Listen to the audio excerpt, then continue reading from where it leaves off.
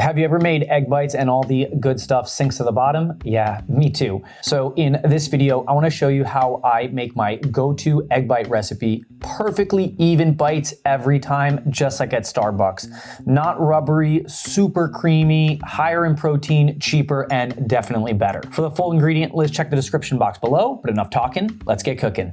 So we only got to prep a couple of things. Let's start with the pepper and the scallions. For the scallions, we're going to cut up the whole thing. So I'm going to cut off the ends. I'm going to get rid of those. And now to cut scallions, what I like to do is I like to push them down a little bit and kind of flatten them. So when they're flatter, they'll cut a little easier and a little thinner. And I'm going to try to cut them really nice and thin all the way through. And we're going to cut the greens and the whites all together. And we only need about half this pepper. So I'm going to cut off 2 sides of this pepper. And now I'm going to take these and I'm going to cut them into very thin strips.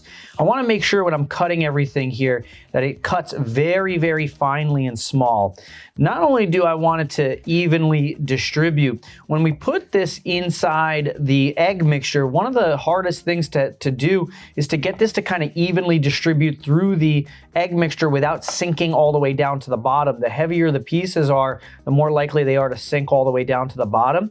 So I'm going to try to cut everything really small. And when I cut it really small, it's more likely to like float in our suspended mixture rather than just kind of stay on the top.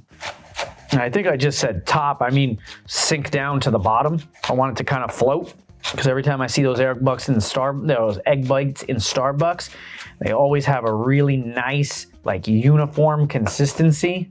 And I said about a half, but I don't think we're gonna need that much. I'm just gonna cut off just a tiny little bit more. This was a really like long and tall pepper, so I think it's probably a little bit bigger than your average pepper. And I'm gonna run my knife through this just one more time, see if I get any big pieces. So now that these are chopped to my desired consistency, I'm gonna take them and I'm gonna throw them inside of a bowl here. And I can mix them all together because we're gonna use them all together, so we don't really have to keep them separated. The next thing we're gonna prep is gonna be some of this turkey bacon. You can use regular bacon, or maybe you wanna do like a bacon substitute that's like a non-meat version. I'm totally cool with that. Whatever you wanna throw in there. Maybe you wanna throw in some sausage. But for this recipe, we're gonna go with a turkey bacon. So I'm gonna grab about 4 slices of this. And now from here, I'm gonna cut it down kind of similar to how I cut down the peppers and the scallions. First, I'm gonna cut it in half, and I like to work with the bacon just all together like this. And now we're gonna cut strips. And now we'll take those strips, turn them sideways, and cut them down into little pieces. Another trick is to throw the bacon in the freezer for a little bit. So if you're having trouble cutting it, like it gets a little slimy under the knife, you can always throw it in the freezer for like 10-15 minutes, and that'll let the bacon harden up a little bit. But as long as your knife is sharp and you try not to rush, you should be okay. Like there, I mushed it up a little bit because I was just moving a little too fast. And now this side, I'll slow it down a little bit, make sure that I'm really using the sharpness of the knife.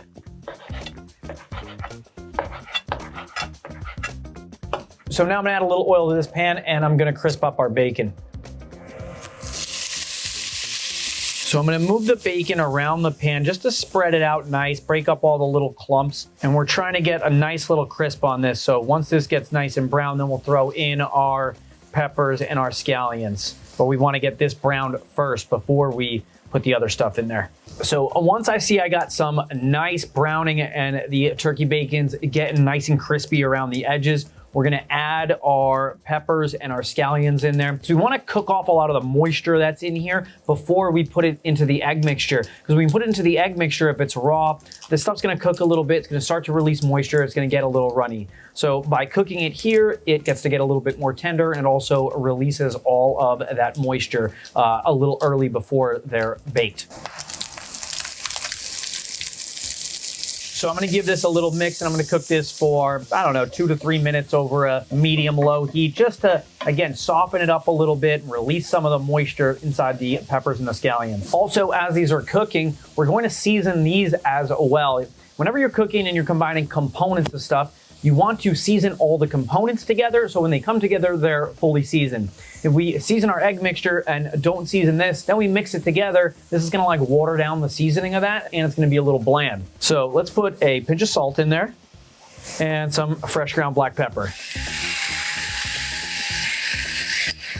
So after a couple of minutes, this is good to go. We're gonna shut off the heat and now we're going to make our egg mixture. So now let's make our egg mixture. We're gonna do it right inside the blender and we're gonna start off with our eggs. So I'm gonna crack in 9 whole eggs. I've tried to do this like with a mixture of like egg whites and eggs, but I find that the best consistency is when I use just eggs only. 4, 5, 7, 8, and 9.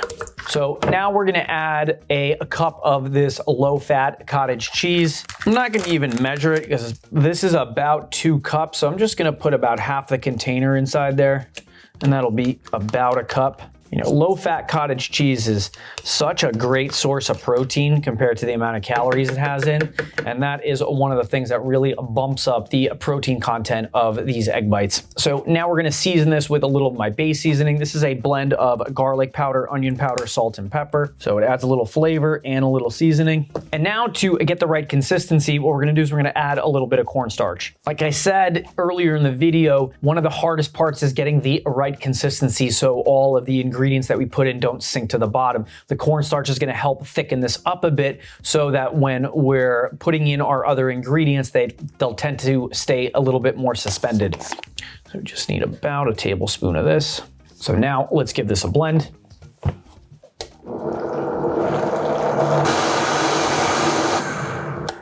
There's not much to chop up in here, so we don't got to go crazy to blend it. We just want to blend it until it's just a little frothy on top and we can start to see some of those bubbles. So now we're going to take this mixture, we're going to pour this inside of a bowl.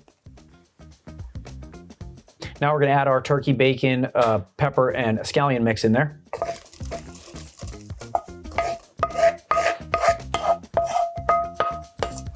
And now we're going to add some cheese. So here I'm going to use the pre-shredded cheese, and I got a slightly lower fat cheese. The lower fat's just to knock off a few calories, but I think the pre-shredded cheese works really well here. The reason being is the pre-shredded cheese has a coating of cellulose on the outside that they use to make sure that the cheese doesn't stick together. Here it's gonna help us to an advantage because when we mix the shredded cheese inside of here, it's gonna add an additional thickening effect. And I didn't put the cheese inside the blender because when we put the shredded cheese in there, it's gonna make this just like a little bit more dense. And again, it's just gonna spread out all of the ingredients are in there and it's just not going to be just liquid with stuff falling all the way down to the bottom.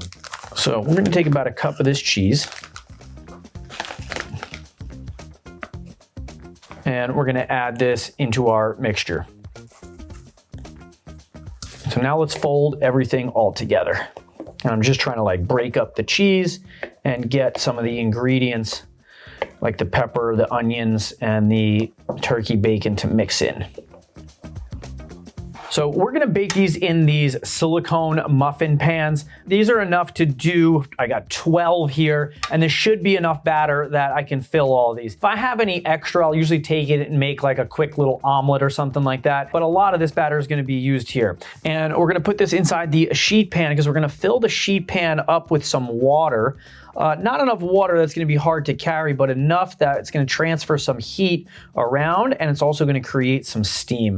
So I'm just going to pour this in there until it's about like halfway up the sheet pan. Any more and I think the sheet pan would be a little hard to transfer into the oven. Before we put our egg mixture in there, I'm going to take a little bit of this avocado oil spray and I'm going to spray the inside of the molds. Silicone is pretty non-stick to begin with, but let's make sure that we don't get any sticking and we put just a little bit of oil in the bottom of each one of these and around the side. So now I'm gonna give this a nice mix and I'm gonna try my best to not spill it, but I wanna make sure that I'm getting as much of like the solid stuff in there as possible. And we're going to fill each one about 3/4 away full. And I'm trying to do this as neatly as possible. Sometimes works out really well, sometimes not so much.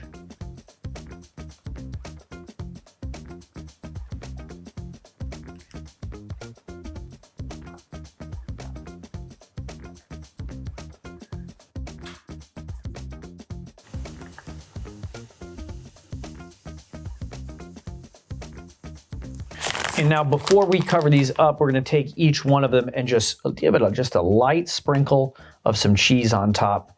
This adds just a really nice finishing touch. And just a little bit, not a lot.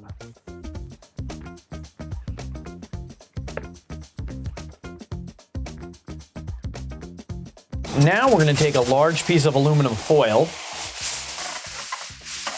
and we're gonna loosely tent this on top.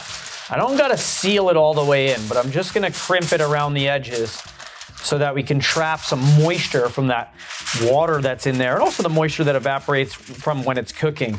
And that's just gonna help steam these from the top and cook them from all sides. So now that this is nicely tented, I'm gonna be really careful. I'm gonna transfer this into our preheated 325-degree oven for anywhere between 20 to 30 minutes until they are completely cooked all the way through. Wow, didn't even spill a drop. Usually I spill at least a drop or two. Okay, so these have been in the oven for about 25 minutes. They should be cooked all the way through. So let's take a look and see how we did. Wow, these look really, really awesome. You can see how they're like pulling away from the edge a little bit. That's how I know that they're like kind of cooked all the way through. And one of the things you can already see, and we haven't even cut into it, see how like some of these ingredients are on the top? Awesome, because that means if they're on the top, that means that we're gonna get them all the way through and all the way onto the bottom. They're gonna be nice and evenly distributed. Before I take these out of the mold, I'm gonna let this cool. So usually I just wait until it's done steaming and then we'll take them out, we'll cut into them and we'll see how we did.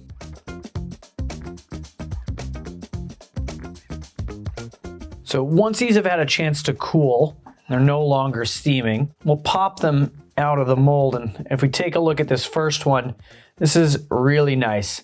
Like we can see the ingredients on the bottom, we can see the ingredients on the top, and they're all speckled all the way throughout.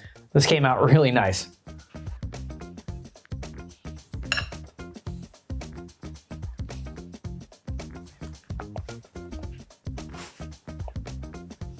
So just like I was pointing out before, we can see that we got ingredients on the bottom, we got ingredients on the top, and if we open this up, it's all beautifully nice and evenly distributed all the way through. Really nice, and look at all those little air pockets. This is nice, light, fluffy. I am super excited to try this. So no fork needed.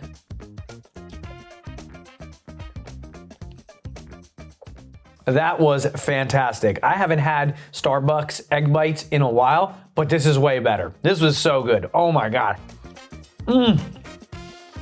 The creaminess, the cheese, the lightness, the fluffiness, the turkey bacon, the vegetables. This is so good. This is fantastic.